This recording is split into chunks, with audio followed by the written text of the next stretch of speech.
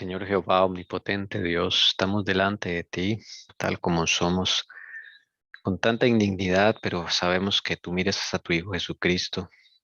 Por medio de él podemos acercarnos a ti, poderoso Dios.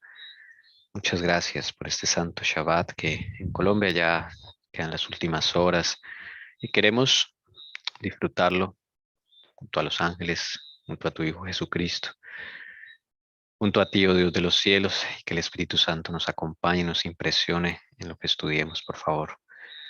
Envía una bendición especial para los que estamos aquí, también los hermanos que están por YouTube, para que podamos estar en sintonía con el cielo, ser ricamente bendecidos con las lecciones de la historia y como tú nos hablas a través de muchos medios. Muchas gracias, oh Dios bendito.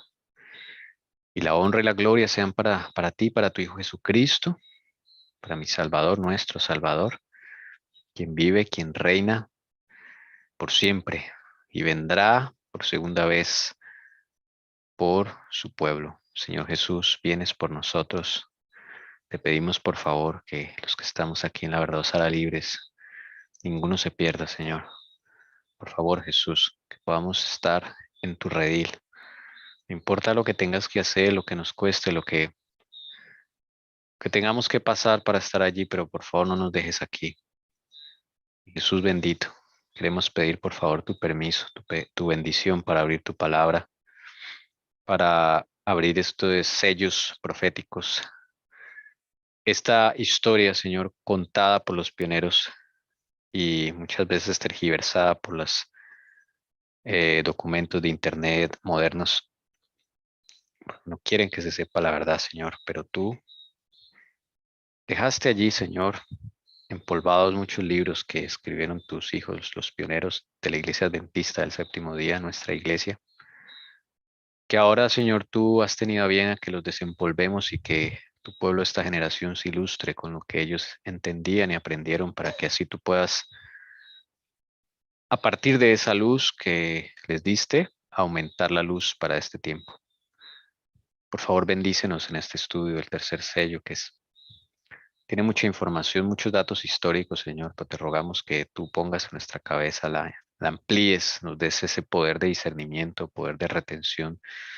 Vamos a través de nuestros apuntes, Señor, estudiar en la semana, pon en nosotros el querer y el hacer, y que este estudio sea una gran bendición, por favor, así como fue el de la mañana y todos estos sábados, Señor. Nos encomendamos a ti rogándote, por favor, que me tomes y tomes a todos los hermanos que van a intervenir, a hablar, a leer, cualquier cosita, Señor, que todo lo hagamos para la honra y gloria de Dios. En Jesús, tu bendición, por favor, que en tu precioso y divino nombre, Señor Jesucristo. Amén. Amén. Amén. Amén. Bueno, hermanas, vamos con Amén. toda disposición, con toda gozo a ver a estudiar esto. Siempre me pregunté por qué a la gente le gustan tanto las novelas, las series de las novelas americanas, novelas colombianas, bueno, tantas novelas que hay, ¿no? Historias y todo eso. Y bueno, el Señor le puso eso a cada hombre, a cada ser humano, el ser curioso de la historia, porque es importante. El Señor nos puso esa curiosidad para saberla utilizar. Pues bien, que nuestras novelas y series de televisión y cine sean reemplazadas por estas historias de la vida real, que están ilustradas a través de símbolos proféticos y que le cojamos amor a esto. Yo sé que a veces es difícil con tanta historia que, pues, hermanos, hemos perdido mucho tiempo, la verdad. Unos años, años de años en la iglesia, pero realmente nunca aprendimos ni nunca dedicamos tiempo a estas cosas. Y ahí está pues la razón.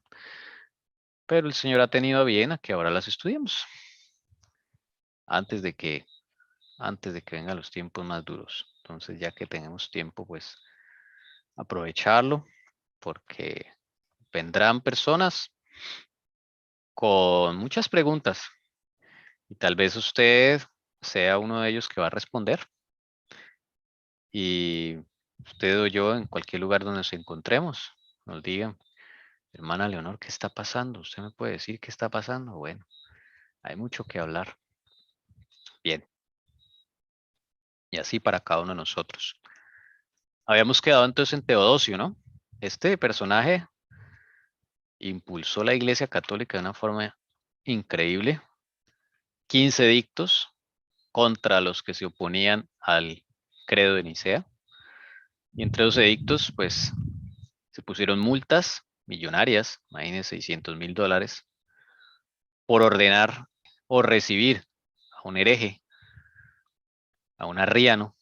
Prohibieron las reuniones y se declararon excomulgados.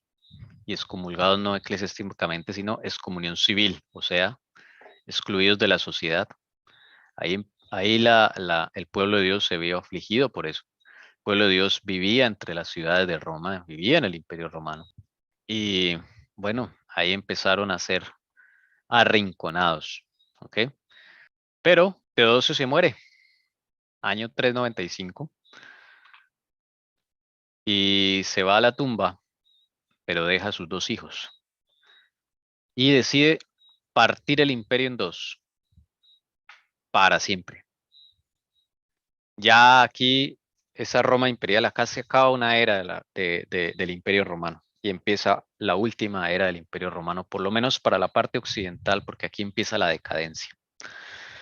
Ya le quedan los últimos años al Imperio Romano de Occidente. El Imperio Romano de Oriente va a vivir muchos más, pero el Imperio Romano de Occidente, como imperio pagano, va a finalizar. Cuando Teodosio muere, deja a sus dos hijos, Honorio, a cargo del Imperio Romano de Occidente, y Arcadio, a cargo del Imperio Romano de Oriente. Esto es muy importante. ¿Okay? Primero porque al morir Teodosio, el pueblo de Dios descansa un poco de las persecuciones. Bueno, en este momento todavía no habían persecuciones de sangre, pero son persecuciones pues, psicológicas, de exclusión, de todo esto, de no poderse reunir, similar a lo que está sucediendo ahora, ¿no? Pero ellos en las montañas, en allá, alejados, se reunían y tenían puedan reunirse. El Señor hacía provisión tenían que salir de las ciudades, obviamente.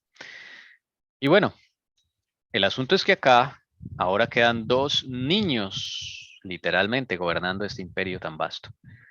Honorio tiene 11 años cuando recibe el imperio y se muere su padre. 11 años, un niño.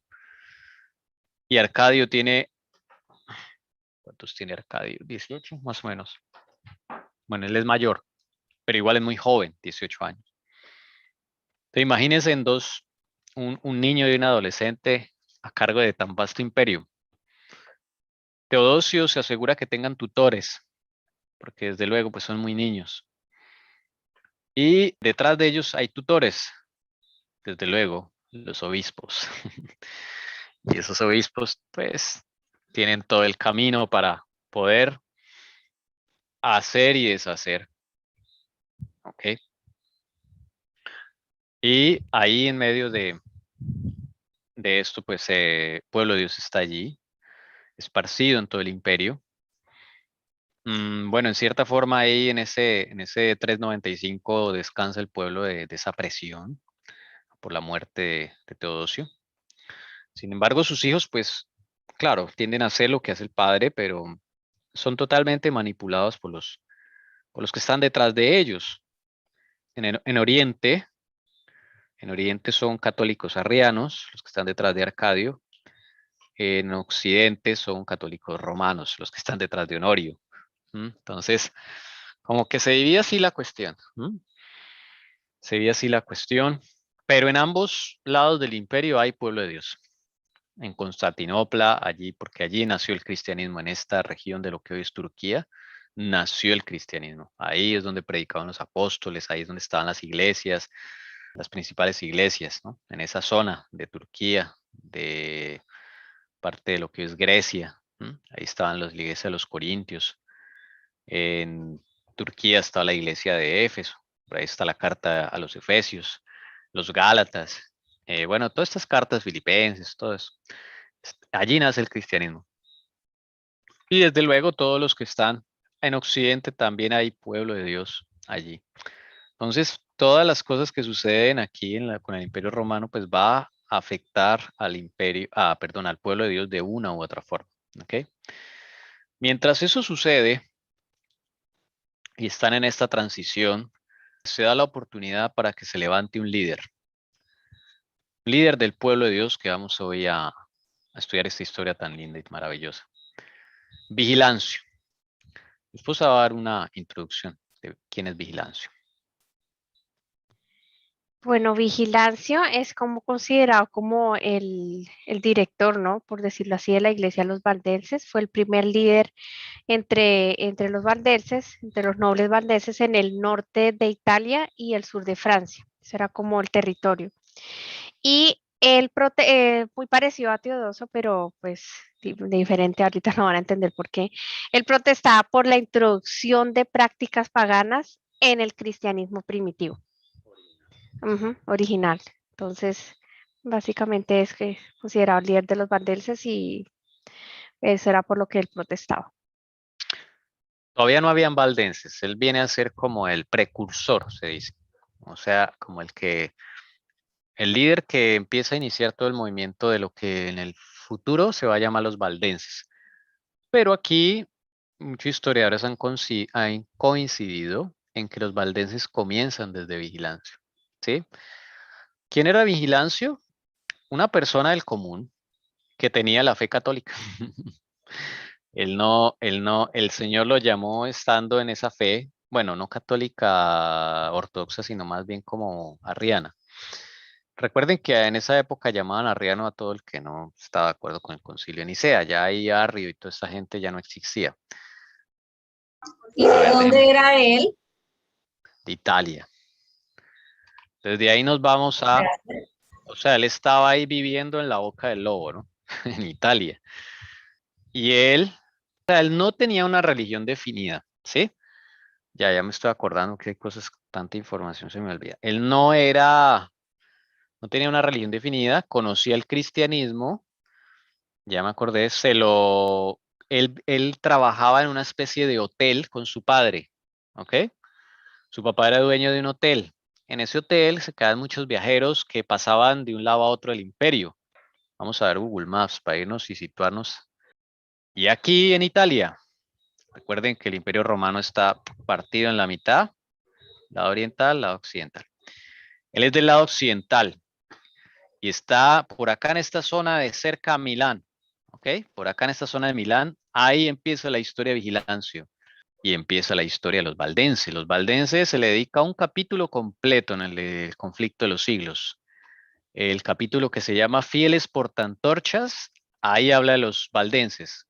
Pues la señora White no entra en, digamos, en detalles de vigilancia y de todo eso, pues porque el conflicto de los siglos tiene otro objetivo. Pero los nombra y habla de todo lo que tuvieron que pasar, porque los valdenses duran muchos siglos, muchos siglos, muchos siglos. Ellos son el pueblo del Señor en esa Edad Media, ellos y los albigenses. Bueno, entonces los valdenses, ellos empiezan acá, Vigilancio trabaja acá. Y como este era un paso obligatorio, digamos, para todos los que viajaban desde España hasta Italia y de Italia hasta el Oriente, entonces como que era un paso en la mitad intermedio y el papá de él tenía un hotel. En ese hotel había muchos viajeros y esos viajeros conoció a un cristiano, parecer un cristiano de la fe verdadera, de la fe original, y él aprendió el cristianismo, pero aprendió algo muy básico, no, al parecer él no profundizó mucho.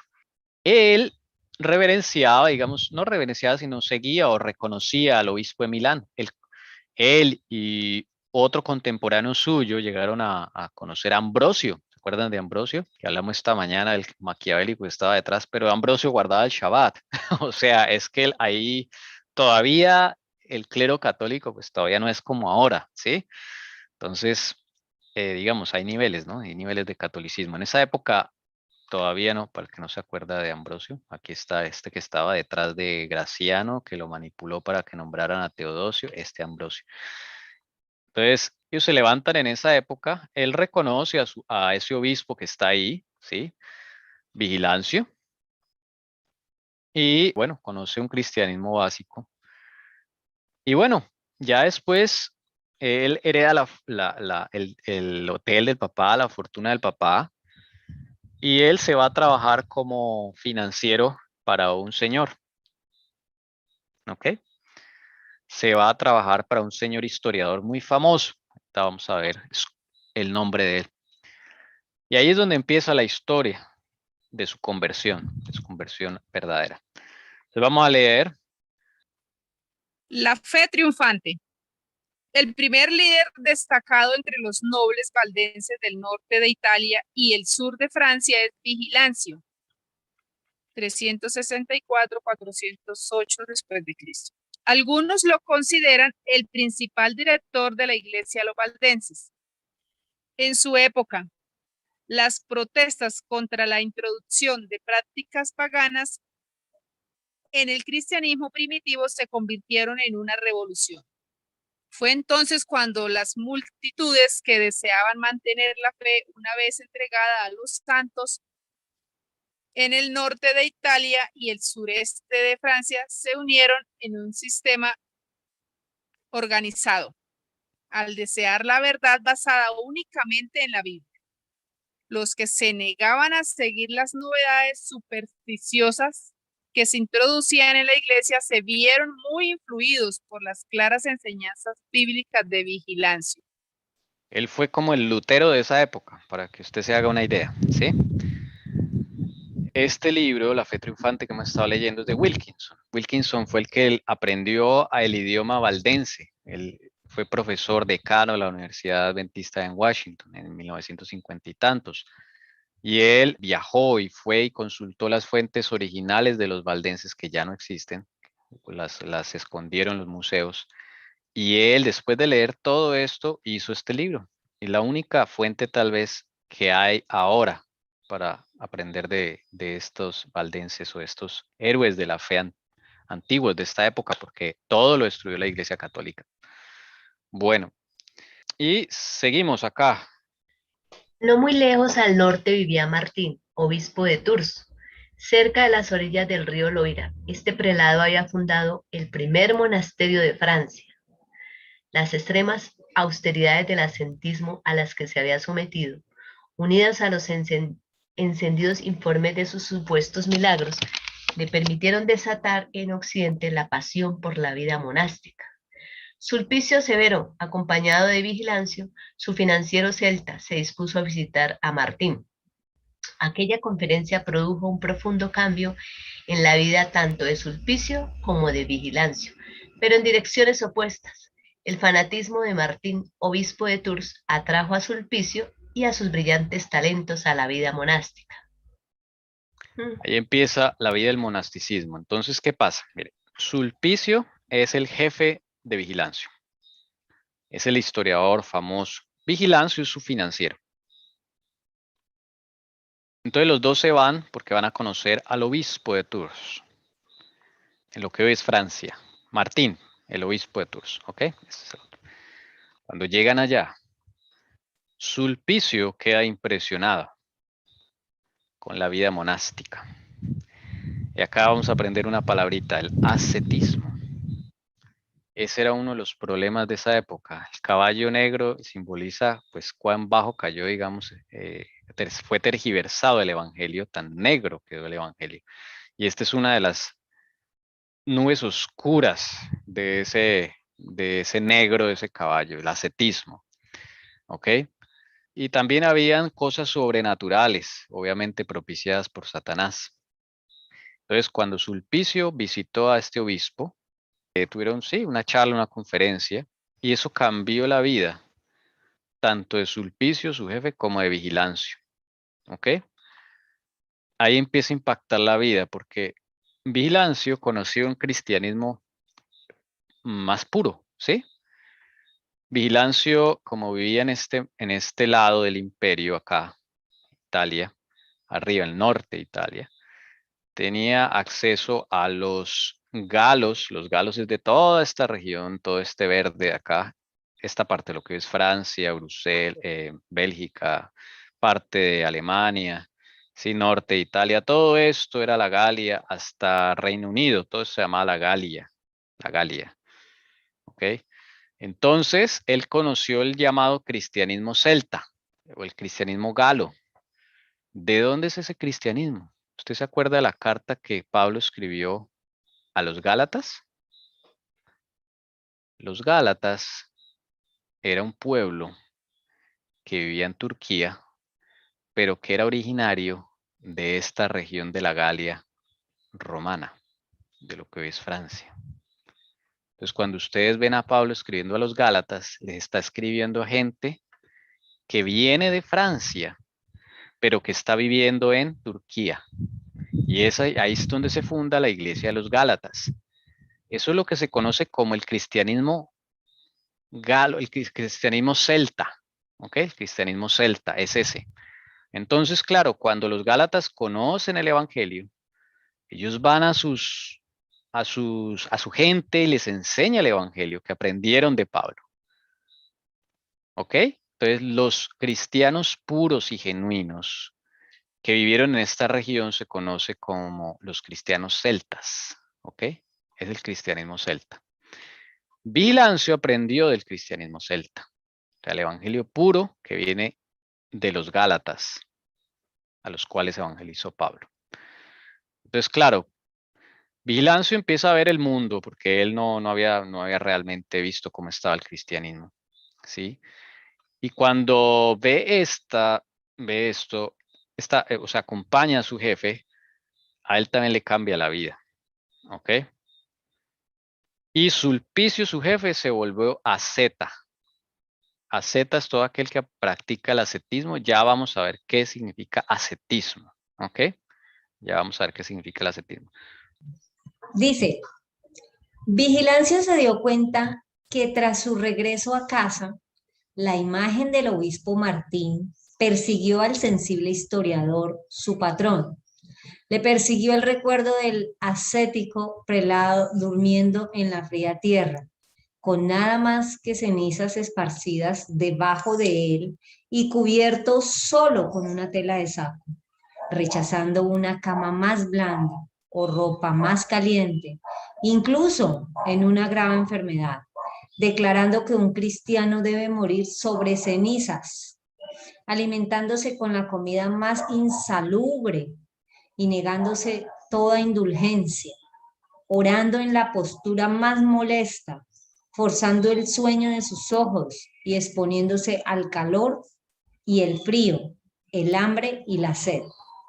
La imaginación de Sulpicio se detuvo en lo que había visto y oído, hasta que creyó que el cielo se cerraría sobre él a menos que practicara las mismas austeridades. Ese es el ascetismo. ¿Cómo les parece? ¿Esto es bíblico? El ascetismo era esas prácticas de autoinfligirse penurias, porque así se pensaba que se estaba agradando a Dios y se estaba más cerca de Dios, y que así se alcanzaba el cielo. ¿Ustedes qué opinan? No, eso no es bíblico. Eso no es bíblico porque el Señor quiere lo mejor para uno. El Señor tampoco, por eso dice que no somos cola y no cabeza.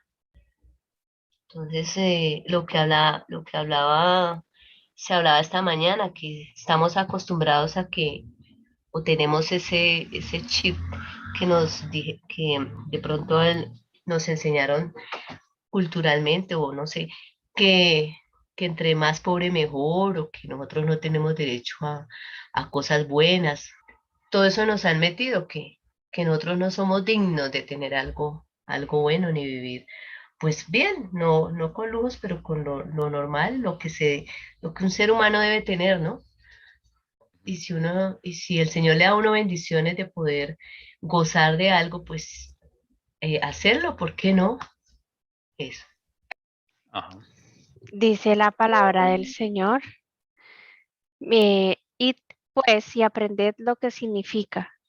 Misericordia quiero y no sacrificio, porque no he venido a llamar a justos, sino a pecadores al arrepentimiento.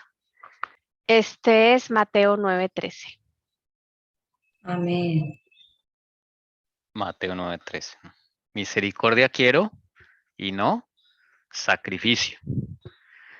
Miren cómo se pervirtió el evangelio, cómo los hombres pervirtieron el evangelio. ¿A qué punto se llegó? Este tipo, Martín, el obispo de Tours en Francia, fue el que inauguró los monasterios en Francia. Primer monasterio fue el de Martín.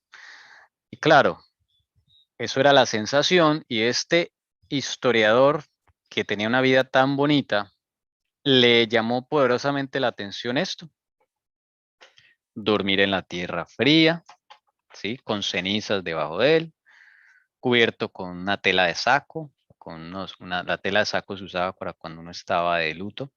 Si había una camita más blanda, no, porque eso es ostentación, eso es orgullo.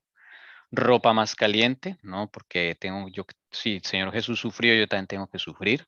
Y claro, se enfermaban, dice, y declaraba él que un cristiano debe morir sobre cenizas, que esa es su condición, y que alimentándose con la comida más insalubre y negándose toda indulgencia, o sea, para él no había salir a un parque, para él no había disfrutar, porque eso era pecado. Ahora, la oración molesta, en una postura, ahí empiezan los sacrificios católicos, ¿sí? Orar subiendo unas escalinatas de rodillas, ¿sí? Exponiéndose al calor, el frío, el hambre, la sed, todo eso, Sulpicio pensó que eso era una santidad.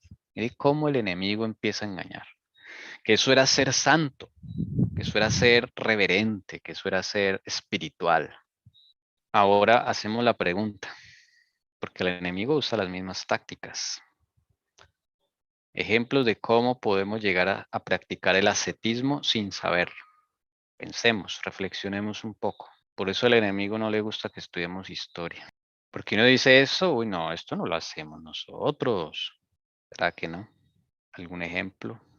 El ascetismo todavía existe. El enemigo lo ha introducido en la iglesia adventista, en algunos círculos. Hay personas que practican la reforma por salud y son blancos, flacos, desgarbados, se le notan los huesitos. Mi esposa y yo caímos en ese error, sin ir tan lejos. Pensábamos que estábamos siendo más santos. Cuando se practica la reforma a la salud y mi cuerpo no inspira vida, lozanía, alegría, estás en el ascetismo. Eres una zeta y no lo sabes. Porque piensas que eso es lo que Dios quiere, es lo que Dios exige de mí. Ese es un ejemplo de ascetismo.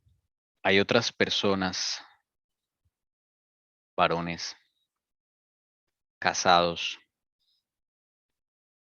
que no tocan a sus esposas y se niegan a sentir cualquier placer sexual con sus esposas porque piensan que eso es pecado, siendo que Dios dejó la sexualidad para el disfrute de la vida matrimonial. Es un placer que Dios dejó como el alimento. Y se niegan. Esa es una zeta. Él no está en la verdad. Personas que comen crudo, crudistas que llaman, y su piel, sus huesos, todo, su energía es muy baja y no revelan que están saludables. Ascetismo. Ven, hermanos. Y eso a veces uno llega a sus ministerios y se siente un aire como si ellos estuvieran en una esfera superior comparados con los demás. Y una vez llega a donde esos ministerios, o un pastor, o de esos ministerios, sus círculos, ¿no? Y uno piensa que él está más cerca de Dios, y uno se impresiona, y uno quiere imitarlos. Lo mismo que le pasó aquí al señor Sulpicio.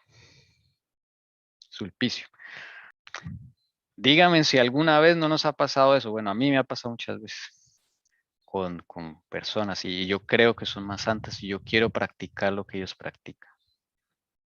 Yo digo, wow, qué santidad. Eso es ascetismo. No sé si tengan alguna pregunta. Sí, esto cómo sería como en la parte espiritual, hermano, o sea, cómo se practica eso en la parte espiritual, así como más terrenal de una persona, o sea, cómo se es como el comportamiento de la persona. Eso que tú dices, que se creen arribita de los demás hermanos. Pero no lo dicen, no lo dicen, no, sino que uno siente, o ellos como que transmiten esa idea sin hablar, sin decirlo, ¿sí? Eso es algo muy espiritual, por eso, y son flacos, desgarbados, porque practican la reforma pro salud, por ejemplo. Es un ejemplo. Yo caí en eso. Yo llegué a pesar como 58 kilos, imagínense. Y yo pensaba que estaba agradando al Señor, imagínense. Por eso les digo, sin ir más lejos, les doy mi caso, pero para que no lo hagan, por favor, no caigan en eso. Bueno, pero ustedes lo hicieron inocentemente, sí, o sea, no con, digamos, con el propósito de estar más arriba que otras personas, por así decirlo, o sea, sino Es que Ana como, Milena, uno piensa que no lo hizo con ese propósito, pero después uno se entera que sí. sí. Mm, Claro, esta gente, este obispo, es que ni el mismo obispo era consciente. Este obispo Martín, él no era consciente. Él creía que estaba agradando a Dios y que era más santo por hacer esas cosas. bueno, entonces Me- digamos que a nivel mundial, digamos a nivel mundial, esto, cómo se comportan los obispos, el papa y todas esas personas, ¿no? Uno lo ve entonces todo el tiempo, ¿cierto? Y bueno, y algunos Monasticismo, pastores, ascetismo se llama esto. Pero eso no sí, es solo los católicos, Ana Milena. Yo le estoy dando no, casos de hay adventistas, pastores, de pastores que nosotros. pastores de la iglesia de uno, sí, y las esposas de los pastores, de verdad ellas creen que van, yo no sé, como por un tapete rojo. Pero no es esto, no es que se crean como tal, sino que esa vida tan austera lo hace a uno sentirse que está más cerca del cielo, pero es pura imaginación satánica. ¿Me hago entender? No estoy hablando de los que se las creen, pues, que uy, ahí pasó este y otro con esa opulencia. No, no es eso, no. Son aquellos que practicando, por ejemplo, la reforma pro salud, guardando Mm, estrictamente el sábado, ¿sí? Todas son planes y obras humanas, pero no reflejan que son felices. No se les ve en su rostro una salud, una lozanía, ¿sí? A esos son los que nos estamos refiriendo, esos son los ascetas modernos. bien. Algo así, de hecho, nos pasó a nosotros. Cuando empezamos algunos cambios, eso fue cuando estábamos en Bolivia, el reciente, cuando yo bajé 20 kilos. Sí fue bueno que hubiese bajado, sí, pero llegamos a un punto de hacer solo nuestras obras y un punto tan estricto en la alimentación que hoy en día yo veo las fotos y yo digo, Dios mío, ¿cómo predicábamos de salud? Y mi esposo estaba súper delgado. ¿Qué salud es esa? Un hombre o una mujer no debe estar casi cadavéricos. No estoy diciendo que no puedan tener un cuerpo bonito, pero dábamos mal testimonio. Obviamente nadie nos decía, pero dábamos mal testimonio. No, no se veía esa lozanía, no se veía la carne que uno debe tener, bonito el cuerpo, sino muy, muy, muy delgados. Entonces uno llega Yo, a cometer ese error. Queda uno así como sorprendido. es que, hermanos, el enemigo tiene tantos engaños que nosotros no somos conscientes de esos engaños.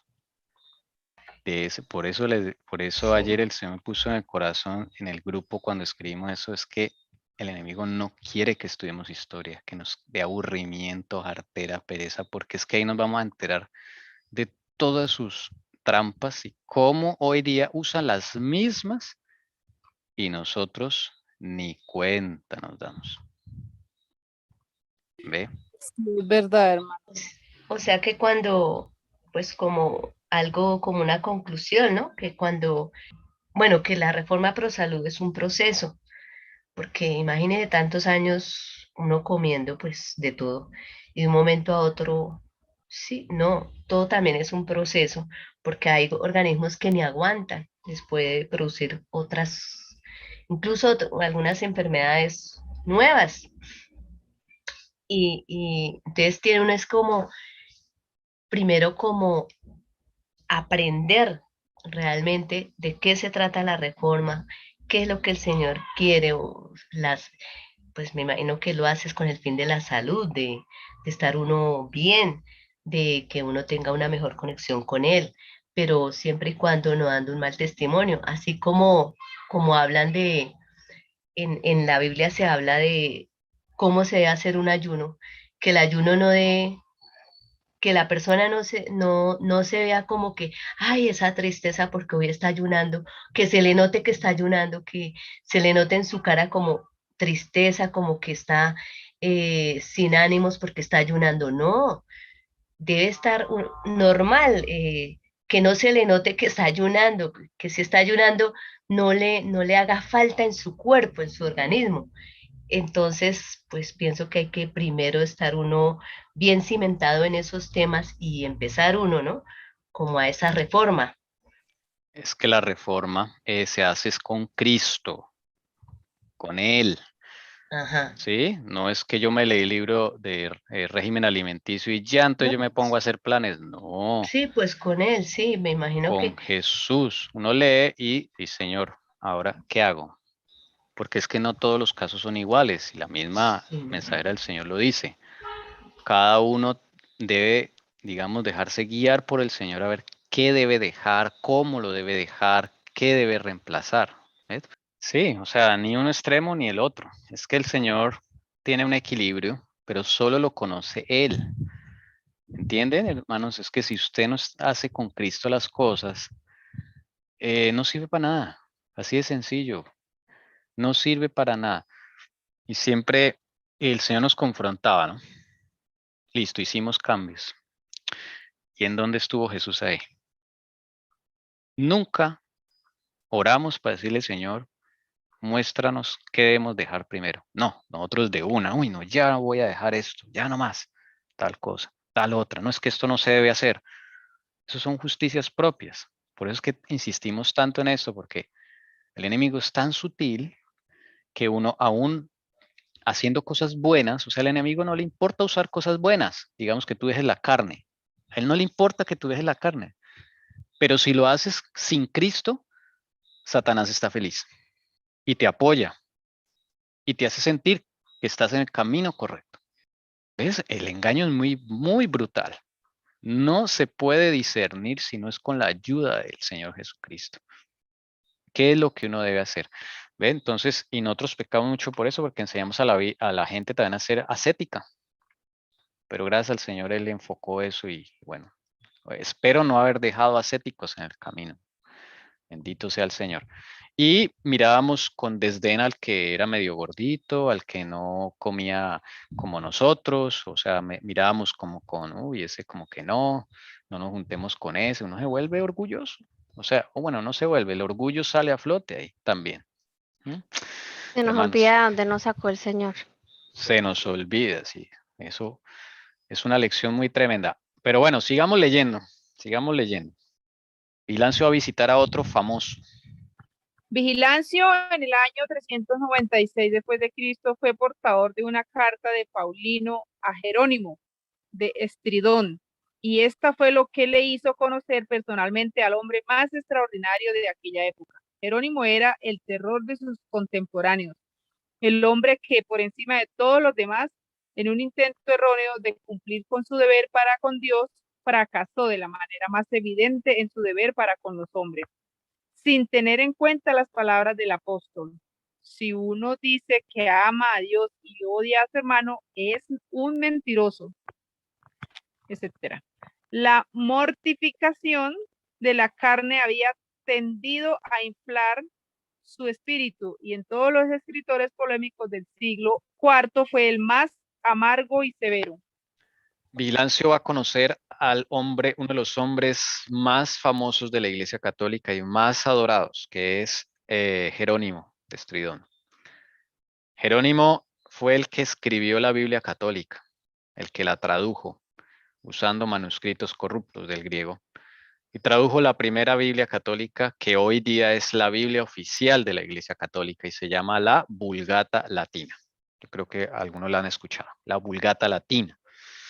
Esa es la Biblia por excelencia y oficial de la Iglesia Católica, y de ahí salen todas las demás Biblias católicas. Bueno, la gran mayoría, no todas. Este señor fue el escritor de esa Biblia y es considerado un héroe de la fe. Incluso, lastimosamente, en las universidades adventistas lo nombran como alguien que aportó al cristianismo. Pero ¿quién era Jerónimo? Jerónimo, ese era el rey de los ascetas, ¿sí? Y dice acá que esa mortificación de la carne que practicaba él había tendido a inflar su espíritu, a creerse más santo que los demás. Era el más amargo y severo, y llegó a odiar a Vigilancio. Vigilancio se convierte en el peor enemigo de Jerónimo. Allí encontró al asceta vestido con una vestimenta tan tosca y sórdida que su misma vileza llevaba el sello del orgullo espiritual y parecía decir: apártate, mi vestido es más santo que tú. El rostro del monje estaba pálido y demacrado. Se había ido recuperando lentamente de una grave enfermedad y estaba consumido como una sombra. Las frecuentes lágrimas habían surcado sus mejillas con profundos surcos. Sus ojos estaban hundidos en sus órbitas. Todos los huesos de su rostro estaban afilados y salientes. Los largos ayunos, la mortificación habitual y el disgusto que provocan las perpetuas disputas habían dado a su rostro un aire sombrío que no concordaba con su jactancia de que su celda era para él como un senador en el jardín del Edén. Árbol, acá es un árbol. Bueno, ese era Jerónimo. ¿Cómo les parece? ¿Atrayente? Jerónimo expresa la lozanía y la vida que Cristo le da a sus hijos. Porque el Señor Jesús dijo: yo he venido para que tengan vida y la tengan en abundancia. Y eso incluye todos los aspectos. ¿Será que Jerónimo representa eso? ¿Cómo estaba Jerónimo? ¿Cómo lo vio Vigilancio? Así como vieron la foto de Esteban ahí, mira, pálido y demacrado. O sea, está enfermado, consumido como una sombra. Se la pasaba llorando por nada, porque pensaba que estaba en profunda aflicción. Sus ojos hundidos en sus órbitas. Si ustedes conocen a alguien así, ¿les daría ganas de ser cristianos? Los huesos de su rostro están afilados y salientes. Largos ayunos. Esteban ayunaba todos los sábados, todo el día. Del viernes a la cena hasta el almuerzo a las 4 de la tarde. Todo el día ayunaba Esteban. Por eso yo les digo, no ayunen los sábados, hermanos. Eso no se debe hacer. Mortificación. Y se la pasaba peleando por disputas teológicas. En su rostro veía un aire sombrío. No concordaba con su jactancia. Él pensaba que su celda era para él como un árbol en el jardín de Edén. Una celda, vivía en él una celda, imagínense. Esa es la vida monástica. Ahí nacen los monasterios. Nace esa vida monástica que terrible, hermanos. Es la perversión del evangelio. Yo he venido para que tengan vida y la tengan en abundancia. El Señor Jesús es maravilloso, hermanos. Maravilloso. Entonces, Vigilancio conoce a Jerónimo y ahí sí Vigilancio dice: no, esto está mal, esto hay algo que no está bien acá. Y Vigilancio se puso a estudiar su Biblia. Él empezó a comprar papiros de los evangelios y todo. Bueno, en esa época solamente estaba el Antiguo Testamento y el Nuevo Testamento eran solo papiros, cartas de Pablo y todo eso. Tocaba comprarlas por aparte. ¿Ok? Y ahí fue cuando Vigilancio decidió y dije: no, esto es primero mi jefe. Mi jefe tenía una vida tan hermosa. Conoce a este tipo obispo de Tours y se vuelve asceta, mi jefe. Y ahora mi jefe se la pasa o sea, tiene mejor vida las bestias del campo que él. Y luego conoce al superhéroe del catolicismo y ve semejante tipo tan demacrado y que respiraba muerte, y por algo lo pintan a él con una calavera en la mano. Mira, esa es la famosa imagen de Jerónimo de Estridón, ¿sí? Que tiene una calavera en la mano, pues porque ama la muerte, no ama la vida, ¿sí? Y piensa que estando en huesos como esa calavera, o sea, la calavera es más gorda que él, entonces piensa que está agradando al Señor y que está más cerca del cielo.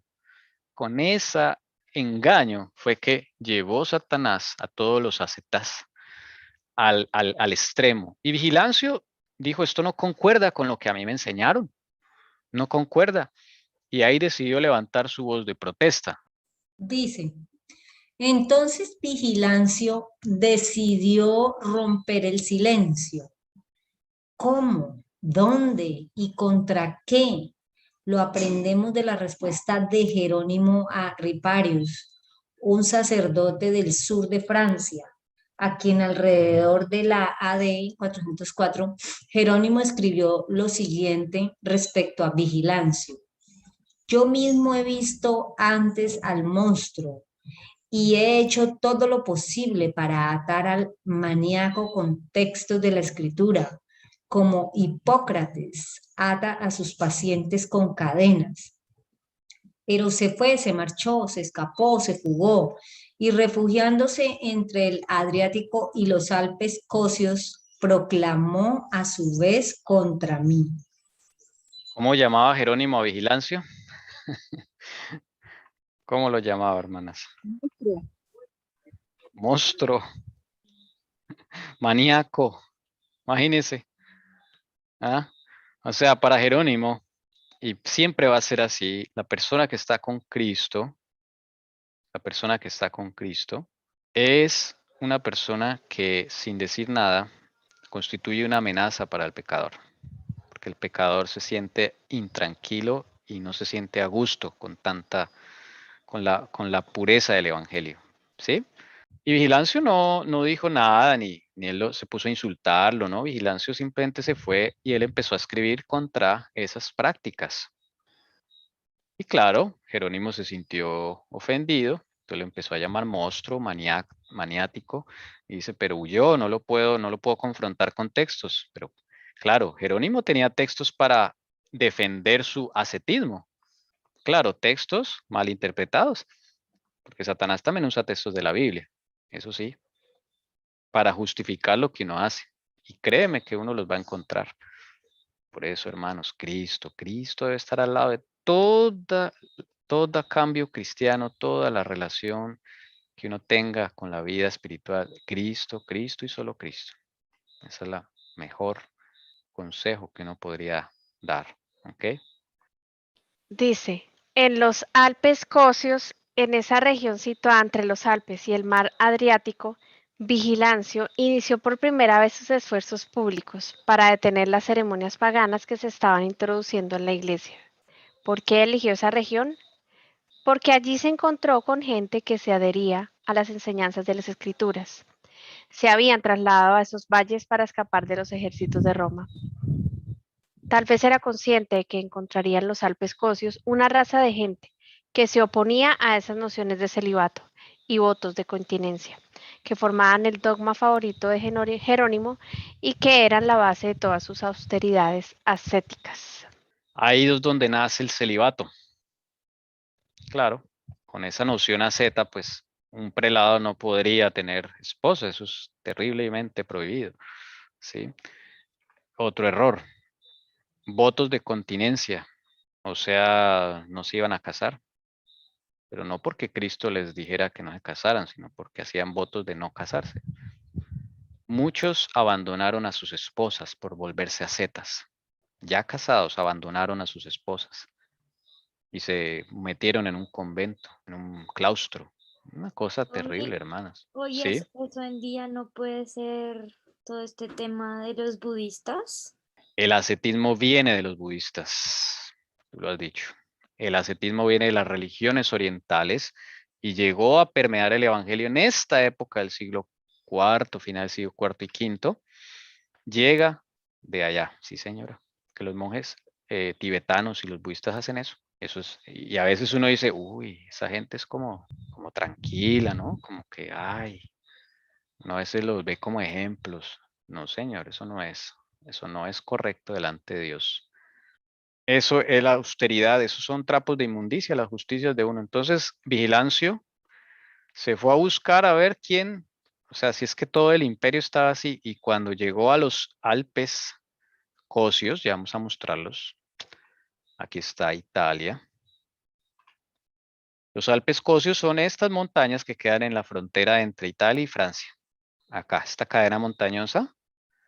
Ahí se fue Vigilancio y encontró a mucha gente que sostenía la Biblia y solo la Biblia. Y se unió a ellos y Vigilancio se volvió pues como un líder espiritual también entre ellos, un héroe de la fe, junto con otros, no era el único. Y ahí empezó su trabajo. Y ahí empiezan los valdenses. Los valdenses viven en estas montañas. Todas estas montañas son de ellos. Y ahí pues no son molestados por los edictos y por todo eso. Vivieron mucho tiempo ahí, pudieron. Y desde ahí ocasionalmente bajaban a la ciudad. Ocasionalmente no, cada vez que se podía, bajaban a la ciudad, predicaban y se devolvían. Bajaban a la ciudad, predicaban y se devolvían. Muy similar a lo que nos tocará hacer. ¿Sí? Muy similar a lo que nos tocará hacer. Esos son los Alpes Cosios. Entonces ahí ponemos, ahí fue donde Vigilancio se fue y ahí empieza su obra. Su obra no es atacar a Jerónimo y a los otros como ellos hacen entre ellos, ¿no? Su obra es mostrar la verdad, que es el ascetismo no es bíblico. Esas nociones no son bíblicas. Además, él encontró muchos otros errores. Las iglesias alpinas de Francia e Italia no se dejaron arrastrar por la nueva histeria. Recibieron a Vigilancio con los brazos abiertos y su predicación fue poderosa. Hace su incursión en las iglesias de Galia. Protestó contra Jerónimo. Los que en el sur de Francia deseaban las nuevas enseñanzas apelaron a Jerónimo para que defendiera las innovaciones contra los ataques de Vigilancio. Respuesta Imagínala. Jerónimo dirigida a Riparius revela qué doctrinas y prácticas denunciaba el reformador galo: el celibato eclesiástico, el culto a las reliquias, los cirios encendidos, las vigilias nocturnas y las oraciones a los muertos. Ahí estaban los problemas. Celibato, culto a las reliquias. Ahí ya empieza el culto a las reliquias. Ponerle velitas, cirios encendidos. Ahí empiezan los cirios, las velas y todo eso. A los mártires empezaron primero, ponerle cirios y velas. Vigilias nocturnas para dedicarse sí, al ayuno y todo esto, pero en ese sentido austero. Y las oraciones a los muertos. ¿Ok? Todo eso empezó ahí está el Evangelio, el caballo negro, mire. Ahí lo vemos en cómo fue que se permeó esa negrura del Evangelio, cómo se dañó y se tergiversó todas las enseñanzas. El nuevo líder de las iglesias que no se habían unido al Estado gastó su fortuna en la recolección de manuscritos, la circulación de las escrituras y el empleo de personas para copiar panfletos, tratados y libros. Jerónimo exigió que fuera entregado al Estado para su destierro o muerte. Y como señalan los historiadores y los decretos de los papas, la Iglesia estatal, cuando buscaba la vida de los opositores, los entregaba al tribunal secular para su castigo. Esto se hacía para disimular su crimen. La lengua del desgraciado debía ser cortada o debía ser sometido a un tratamiento de locura, escribió Jerónimo. Así los dirigentes eclesiásticos, apoyados por el poder policial del Estado, abandonaban la persuasión del amor por el argumento brutal de la fuerza. Entonces ahí se le salió el carácter a don Jerónimo, ¿sí notan? Carácter satánico. Entonces, ¿quién era el loco? ¿Quién era el monstruo? Porque Satanás siempre acusa a los hijos de Dios de lo que él mismo es. Siempre, y los demonios y todo eso. Y Jerónimo, ¿cómo le dijo a Vigilancio? Que era un monstruo. Mira, ahí está. Monstruo, maniático. ¿Qué más le dijo por acá lo que leímos? Un desgraciado. Todo eso. Pero ¿quién era realmente de esa forma? Pues Jerónimo. Él era el maniático, monstruo y loco. Ahí trató a Vigilancio de loco, ¿no? Que debía recibir un tratamiento contra la locura, imagínense. ¿Quién era el loco? El mismo Jerónimo. Y hoy en día lo triste es que Jerónimo es como visto como una cosa, o sea, que le hizo un favor al cristianismo, no solamente al catolicismo, sino al protestantismo. O sea, gracias. Le hizo un favor. Eso fue un daño terrible, ese Jerónimo. Y la Biblia que sacaron los católicos con Jerónimo es terrible, porque usaron unos papiros modificados. El mismo Jerónimo lo dijo, que no había usado los papiros originales. Y Vigilancio lo denunció por eso también, por haber sacado esa Biblia. Y esa Biblia hoy en día todavía existe, y la Biblia católica. Ay, hermanos. A pesar de todo esto, Los habitantes de las regiones consideradas estaban decididos a seguir únicamente la Biblia, solo a la Biblia. Crecían en fuerza y se unían cada vez más. Bajo el impulso de las campañas de vigilancia, se estaba creando una nueva organización destinada a persistir a través de los siglos venideros. Vigilancia se había preparado para ello a lo largo de los años, dedicando días y noches al estudio y a la investigación. Es lamentable que no se haya conservado ninguno de sus escritos. Porque todos los destruyó los Roma, o los escondió. Lo tendrá escondido por ahí en la Biblioteca del Vaticano, que ya por ahí la desmantelaron. En resumidas cuentas la historia de Vigilancio, y de ahí vienen los valdenses. Todo eso acontecía mientras el Imperio Romano estaba dividido, ¿ok? Ya para siempre. Y estos cristianos se quedaron aquí en estas montañitas, en los Alpes Cosios. Ahí empezó toda la historia de ese pueblo de la Edad Media. Comentarios, preguntas. Pues yo pienso que todo es un tema de equilibrio, ¿no? O sea, no hay equilibrio entre el mundo, tú y Dios, sino equilibrio entre lo que tú debes hacer inspirado por la palabra de Dios, que Él lo dice con amor, ¿no? Y muchas veces, así como tú decías, como que decimos, ay, sí, seré vegano por siempre, la reforma pro salud, pero si lo haces por tus mismas fuerzas, pues no salen las cosas como uno espera, ¿sí? Que debemos tener una relación más cercana con Jesús para que no permita que todas estas teorías que la verdad yo jamás lo pensé, que todas estas teorías que se han metido a la iglesia pues nos afecten, ¿no? Sí, Porque sí, Dios nos hermano. habla en todo, en todo, en todo, en todo, en todo, en todo. Y pues a veces nosotros cerramos porque no invitamos a Jesús en estas decisiones. Sí, Otra lección que veo ahí es que tenemos que seguir investigando con la ayuda de Dios, así como hizo Vigilancio. Fíjense que en esa época donde no había todos los libros que tenemos ahora, escritura completa, en fin, él se puso a investigar y vio que eso no era bíblico, toda esa vida que llevaban esos representantes de un catolicismo o de la iglesia. Entonces, pues nos deja esa lección, ¿no? De siempre estar sí. estudiando. Tú dijiste algo que no nombramos acá, destacamos. ¿Qué hizo con la plata que tenía Vigilancio? ¿Qué hizo con esa plata? Es que él tenía una fortuna. Gastó su Ah, fortuna. ¿En qué? en la Recolección. recolección de manuscritos, la circulación de las escrituras y el empleo de personas para copiar panfletos, tratados y libros. Mire, Ah, lo dio todo por Cristo. lo dio todo, sí. Todo. Y era una persona de recursos. ¿Ven? Y vivió bien hasta el final. El Señor no lo dejó mal y ni tuvo que arrastrarse por el suelo. Mire, él vivía mejor que esos ascetas allá en sus celdas oscuras y lúgubres. ¿Ve? Y por eso le cogieron odio. Y Jerónimo la cogió contra Vigilancio, lo odiaba.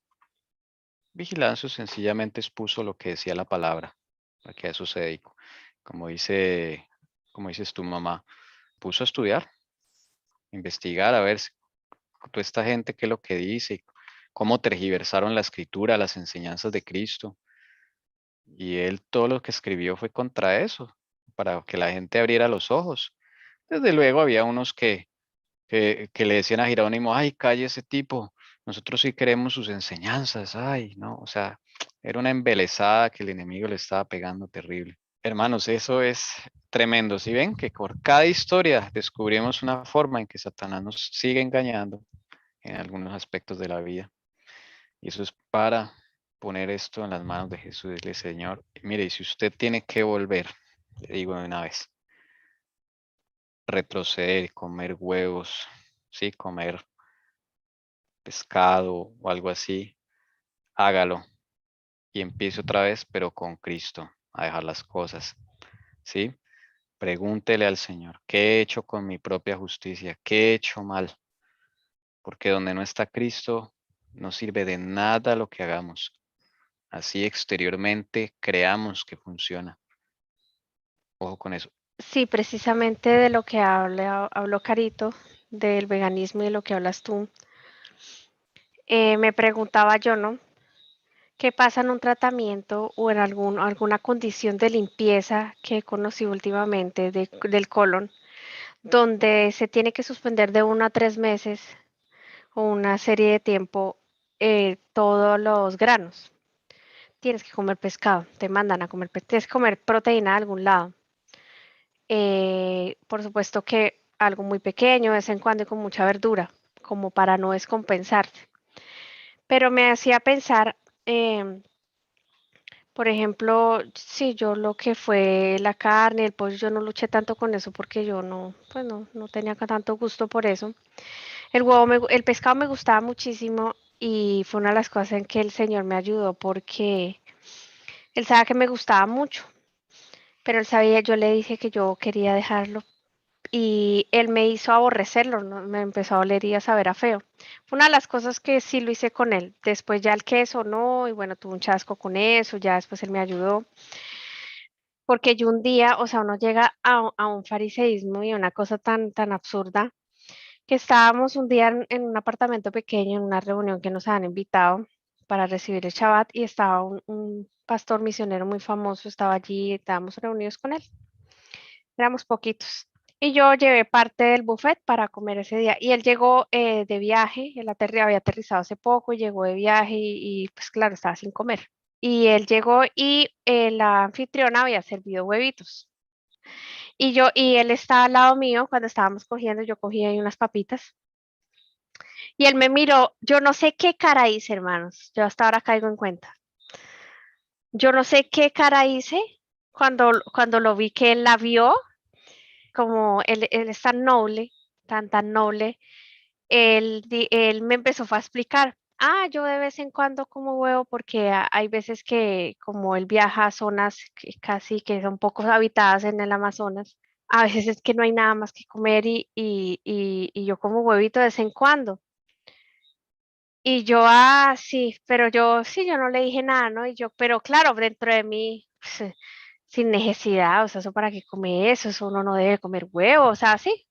Y yo hoy en día yo dije, qué vergüenza, o sea, es cierto, o sea, si yo no tengo nada más donde estoy, ¿será que es que voy a dejar de comer un pescado con harta verdura porque es que no hay más proteína? Llevo 2 semanas sin comer proteína o algo, hermano, ¿cómo es posible que uno llegue a un fariseísmo que prefiera morirse de hambre o descompensarse por no comer un pescado porque hace 3 años soy vegana y no como pescado? Pero es increíble a lo que uno puede llegar y así es con todo, no solo con el veganismo, sino con muchas cosas, con un tema nuevo que tú aprendiste, con cualquier cosa de la palabra o de la vida con el Señor.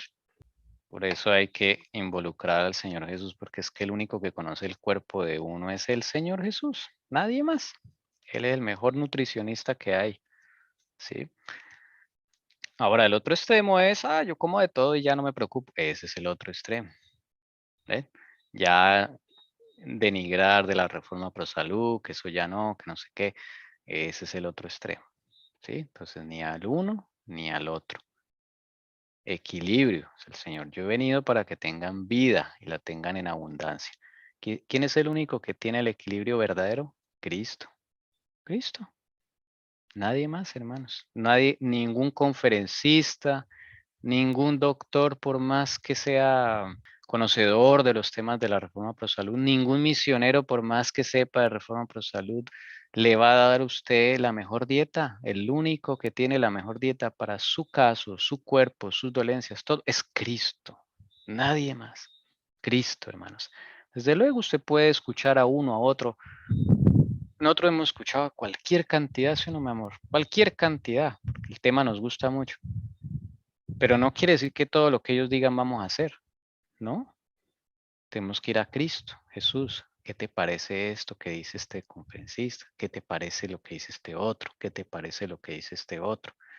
Conforme va avanzando uno en la vida cristiana, se va dando uno cuenta que el Señor le va a uno diciendo, esto sí para ti, esto no todavía, trabajemos en esto primero, ¿sí?